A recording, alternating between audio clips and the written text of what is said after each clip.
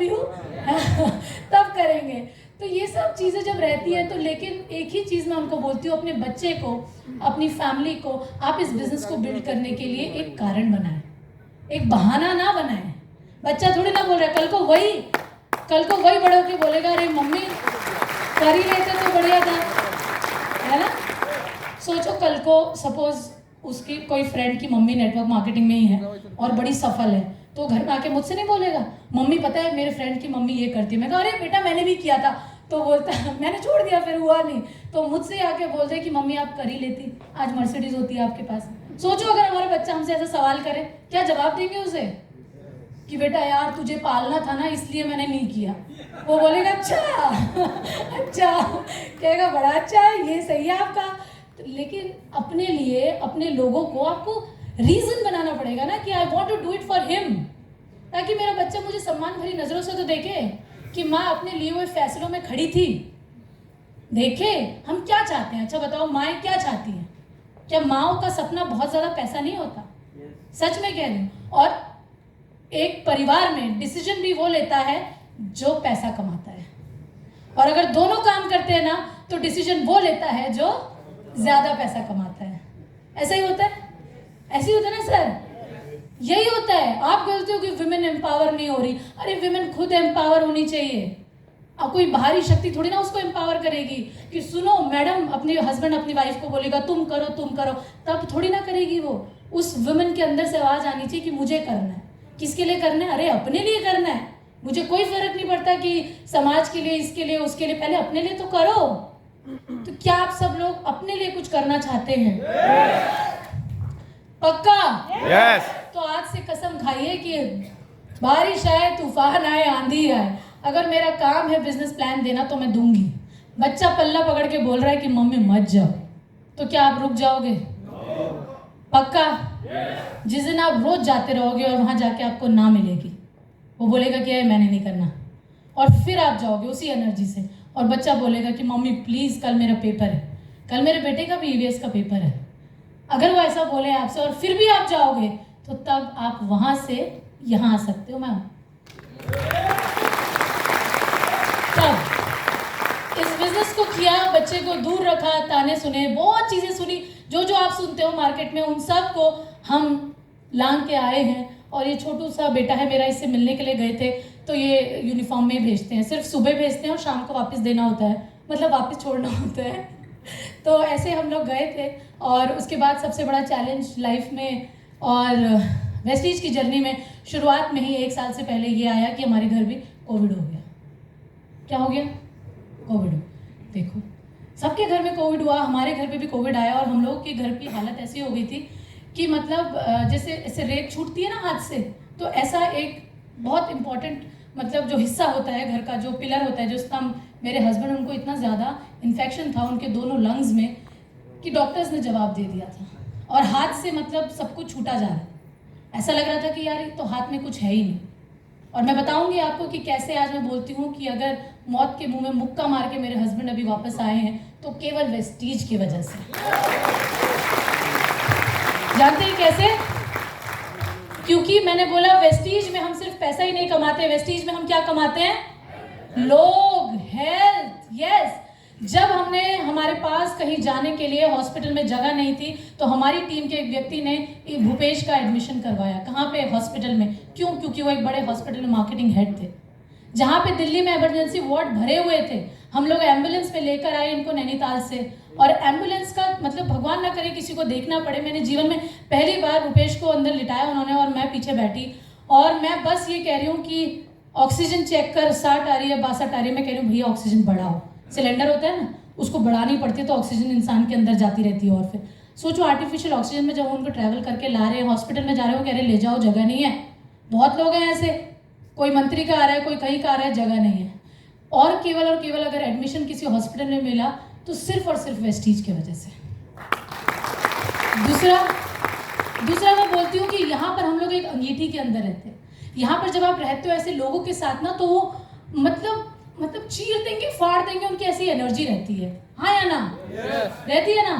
तो यहाँ पे तो भैया बंदा आईसीयू में है, और यहाँ तो बाहर से लोग मोटिवेट करने के लिए फोन पे फोन, कॉल, वीडियो कॉल, परिवार वाले तो रोना धोने लग गए, मंत्र वंत्र पढ़ने लग गए। लेकिन टीम में अप्लायंस हमारी मैनेजमेंट तक का फ़ोन आया, उन्होंने बोला, क्योंकि गाड़ी ली थी ना इस महीने नवंबर 2020 में, उसी महीने की बात है ये, और उस महीने 22 दिन भूपेश हॉस्पिटल में एडमिट थे और सब फ़ोन करते, और ऑक्सीजन मास्क भूपेश का लगा हुआ है, आंखें बंद है, वो कहते हैं मुझे दिखा। मैं कहती हूँ सर नो रिस्पॉन्स, कहते हैं दिखा मुझे।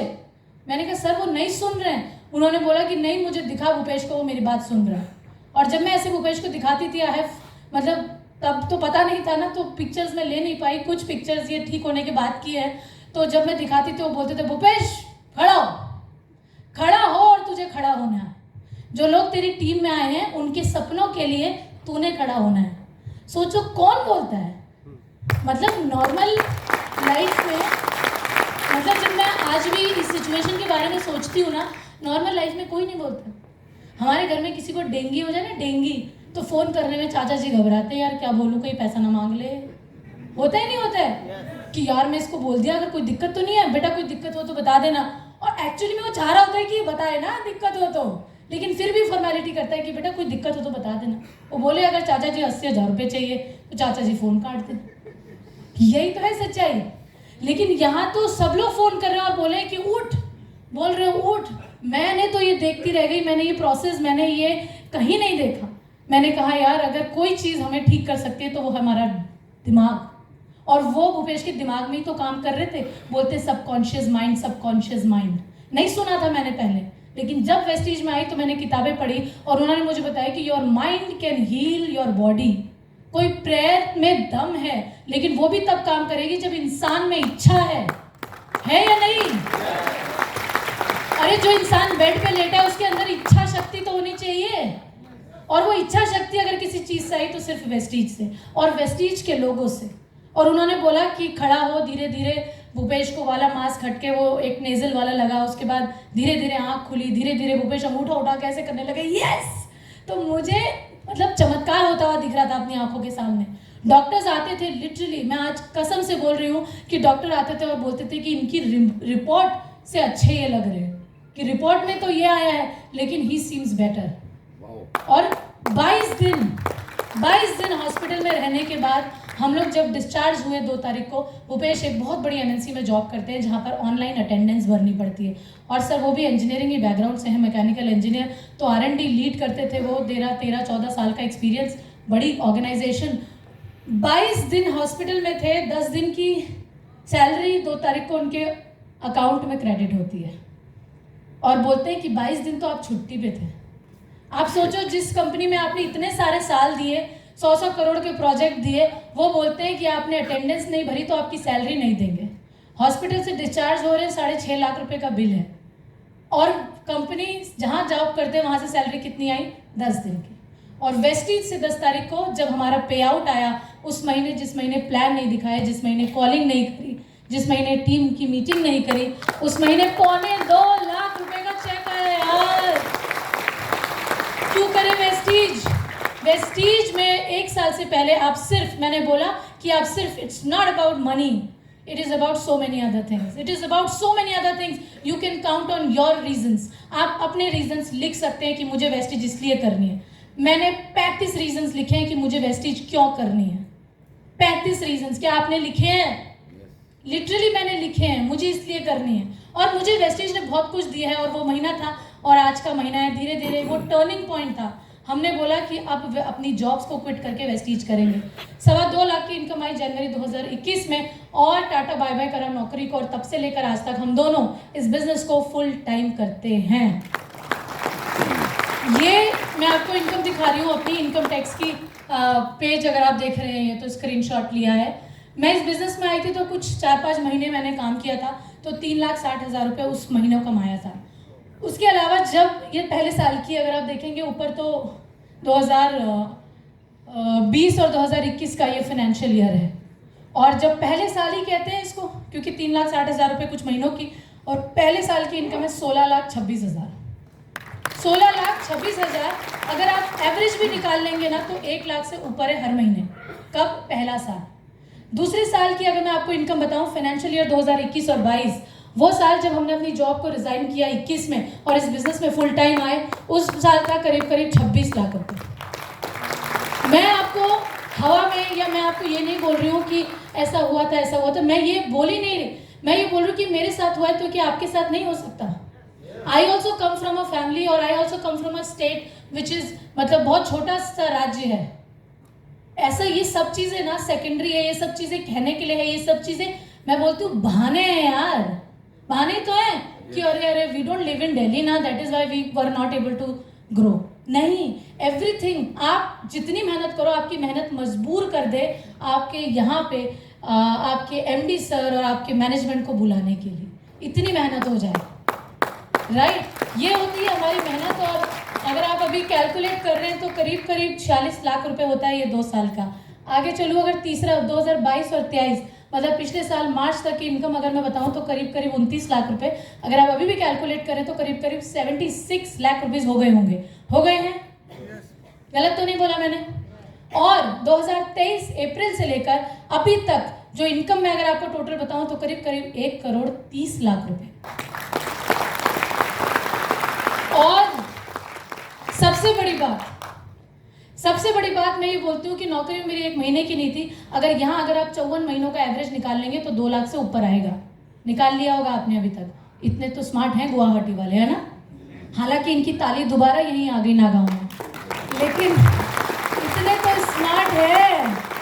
तो देखो, हम पहाड़ियों में बड़ा दम होता है यार, और हमें बड़ा जुनून होता है और कुछ करने की बड़ी इच्छा होती है। आप देखेंगे कितने सारे मेडल्स यहाँ से आते हैं, आपके स्टेट से और हरियाणा से। क्यों? क्योंकि है कुछ तो दम है, कुछ तो जिगर है। तो इस तरीके से आगे बढ़े और एक छोटी सी इनकम पे पहुँचे लोगों को। करीब 5 बार हम इंटरनेशनल गए। मैं और मेरे हस्बैंड की शादी हुई थी बहुत साल पहले, और हम दोनों ने एक दूसरे से वादा किया था कि हर साल एनिवर्सरी में विदेश जाएंगे या दूसरी कंट्री जाएंगे। सच बोल रही हूँ कि हस्बैंड्स इन द हाउस। कितने हस्बैंड हैं यहाँ पे? पति लोग जिनकी एक बार शादी हो गई है, एक बार हो गई, हाँ अभी कुछ उठे हैं, ओके। तो आप लोग भी जब शादी होती है तो हम लोग ऐसे ही बोलते हैं ना कि सुनो ऐसा करेंगे, सुनो ऐसा करेंगे, ऐसे ही तो होता है। We make promises. अगर ये जो यूथ है ये अभी इनकी गर्लफ्रेंड होगी तो ये गर्लफ्रेंड को बोलते होंगे सुनो बेबी हम ऐसा करेंगे। प्लानिंग तो होती है ना सबकी, लेकिन बिना मनी कुछ नहीं है। बिना पैसे के कोई चीज मजा नहीं है। मतलब बिना पैसे के प्यार भी नहीं है यार, सच में। तो भैया हम लोग अपनी शादी के बाद एक विदेश यात्रा पे गए और आए और चैप्टर खत्म विदेश यात्रा का। वो पासवर्ड रखा एक्सपायर हो गया। सच में यह है नौकरी की जिंदगी, आम जिंदगी, और यह है वेस्टीज जिंदगी। 4 साल लॉकडाउन होने के बावजूद 5 बार मेरे हस्बैंड परसों 20 तारीख को फिर गए। मन नहीं कर रहा था, लेकिन अपलाइन ने बोला चलो घूम के आते हैं, तो उन्होंने बोला चलो चलते हैं सर, थाईलैंड ही चलते हैं। तो थाईलैंड चले गए। थाईलैंड जाने के लिए किसका मन ना करे, है ना? तो आगे बढ़े और ऐसे लोगों को लेकर गए और लोगों के साथ काम किया। और वेस्टीज में अगर हमारा खुद का सपना नहीं है तो अपनी डाउनलाइन का सपना पकड़ के भी तो काम कर सकता है। कर सकते नहीं कर सकते? सुनो, तुम्हारा सपना क्या है? तुम्हें क्या चाहिए? मैम मुझे 25,000 की इनकम चाहिए। आप उसके पीछे भाग सकते हो। मैडम मुझे मम्मी को एक वॉशिंग मशीन गिफ्ट करनी है। आप उसके पीछे भाग सकते हो। यस और नो? यस। और आगे बढ़े और इसी तरीके से काम किया। लोगों को इधर से उधर सपना जगाया, पासपोर्ट बनाए। कई सारे लोगों के तो पासपोर्ट ही नहीं है। स्टार क्रूज में कितने लोग जाएंगे? सब जाएंगे। देखो पासपोर्ट कितनों के पास है? ओ वाह, यहाँ तो बहुत सारे लोगों के पास है। तो पक्का 100% आप सब लोग जाएंगे। और इस तरीके से ये एक सिंपल साधारण सी लड़की कुछ साल पहले और जिंदगी में संघर्षों से घिरी हुई, और एक ही इच्छा आंखों में और एक ही इच्छा दिल में थी कि कुछ करना है यार। ये मेरा बेटा है, एक ही बेटा है मेरा, दूसरा वाला उसका दोस्त है। ठीक है, आप समझ गए होंगे मेरा कौन सा है ना? पहाड़ के बच्चे अलग ही दिखते हैं। समझ गए ना कौन सा वाला है? बताओ। पीछे वाला, सबसे पीछे वाला, वेरी राइट। तो ये मेरा बेटा है और ये उसका दोस्त है, और मैं इसको स्कूल से ले जाऊँ। नॉर्मल आम जिंदगी, नौकरी वाली जिंदगी, ठीक है अगर आपको कुछ ज़्यादा नहीं चाहिए। इस तरीके से हम दोनों, मतलब ये लाइफ थी मेरी सिर्फ 4 साल पहले। मैं कोई 10 साल 20 साल नहीं बोल रही हूँ यार, सिर्फ 4 साल पहले एक डिसीजन। क्या डिसीजन? वेस्टीज करने का। और वेस्टीज में आने के लिए सिर्फ ये चीज़ अच्छी लगी कि पैसा नहीं लग रहा है, चलो चलते हैं। और स्टार्ट किया, और आज इतना बड़ा मतलब थॉट प्रोसेस है, मैं आपको बता नहीं सकती। ये 2 पहिए की गाड़ी, ये 2 पहिया देख लो, इसमें 4 नहीं है। कितने पहिए हैं? 2। कितनों के पास है 2 व्हीलर? यहाँ तो भैया सब रिच लोग हैं, सबके पास 4 व्हीलर है, मुझे पता है। हाँ तो भैया हम तो गरीब आदमी। 2 पहिए से अपना सफ़र शुरू किया मैंने। क्योंकि गाड़ी होती है तो वो चलाएगा जिसकी सैलरी ज्यादा है। तो एक ही तो गाड़ी होती थी घर पे, पतिदेव चलाते थे, तो अपन चलाते थे स्कूटी। अभी स्कूटी से यहाँ तक का सफर अगर पूरा हुआ है तो केवल और केवल वेस्टीज। महीने की हाईएस्ट इनकम, महीने की अगर आपको हाईएस्ट इनकम बताऊं तो 4,12,000 रुपए अभी तक है। लेकिन अभी क्या है कि टीम में क्राउन है, गाड़ियां आई हैं, लेकिन अभी बहुत कुछ करना है। जब मैं वेस्टीज में देखती हूँ, अभी भी मैं सर को सुनते हुए मेरे बहुत सारी चीज़ें जाग रही थी अंदर। सब सर ने पॉइंटर करके वो कंट्रीज लिखी थी और 18 देश में सर होके आ चुके हैं, तो मुझे वो प्रेरित कर रही थी। आज जब मैं देखती हूँ कि कोई विदेश यात्रा करते हैं अपने बच्चे को लेके, तो मुझे प्रेरणा देते हैं कि यार आज हम दोनों जाते हैं, कल को हम अपने बच्चे को भी ले जाएंगे। प्रेरणा तो किसी से भी ले सकते हैं ना हम। तो अगर मैं कर सकती हूँ तो आप भी कर सकती हूँ। बस आपको अगर किसी चीज़ का ध्यान रखना है तो आपको 2 चीज़ का ध्यान रखना है। एक तो आपको हमेशा कंसिस्टेंटली इस बिजनेस को बिल्ड करना है, और दूसरा फोकस्ड होके। क्या होके? फोकस्ड होके कि मुझे ये करना है तो यही चाहिए। अरे ये नहीं कि मुझे अभी तो हिरन चाहिए था, अभी मुझे शेर चाहिए, अब मुझे हाथी दिख रहा है तो मैं उस पर निशाना मारूंगा। No, that will not work. If your focus is at one place then only it will work. तो क्या आप फोकस्ड रहेंगे? Yes. सो एक उद्देश्य और फोकस के साथ इस बिजनेस को लगातार बिल्ड करने की कसम खाइए अपने आप से, अपने परिवार से, अपने परिवार के हालातों से, और अपने बच्चों की नजरों में देखो और बोलोगे कि मैं करूंगा बेटा तेरे लिए। Right? Yes. So with this ladies and gentleman, हौसला बनाए रखना, मंजर जरूर आएगा। हौसला बनाए रखना, मंजर जरूर आएगा। एक दिन वो भी आएगी, एक दिन वैसा भी आएगा जब घड़ी किसी और की होगी और वक्त तुम्हारा बताएगा। Thank you so much everybody and I wish you well.